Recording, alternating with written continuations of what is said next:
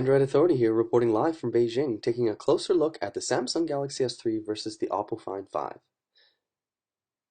Now what we have here is Samsung's flagship device from 2012, their best-selling device and the best-selling Android phone of all. Quad-core processing at 1.4 GHz, a 4.8-inch 1280 by 720 display versus Oppo Find's 5-inch 1080p display.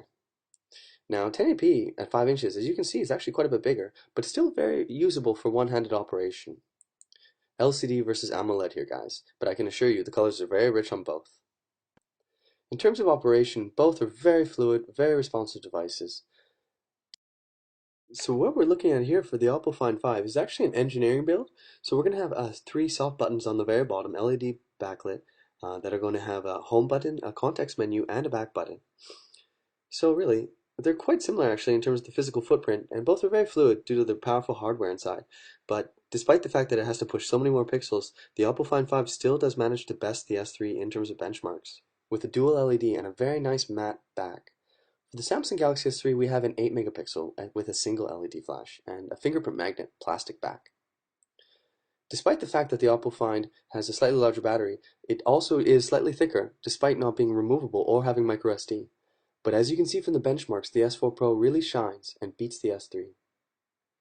Now, similar to Sony's design, it has a curved back, very Xperia inspired. There are no physical home buttons on the Oppo Find 5. Running Android 4.1 out of the box, as I had mentioned, it does feature 441 pixels per inch, which is stunning. Really, this video will not do justice of how great this looks, and if you've ever had the chance to view the Droid DNA in person, you'll know that 1080p at this pixel density is incredible.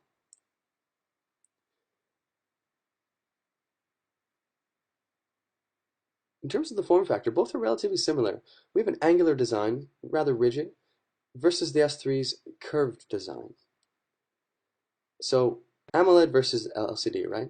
So we have a 13 megapixel camera here with hardware accelerated HDR and the ability to capture video at 120 frames per second, which is very impressive.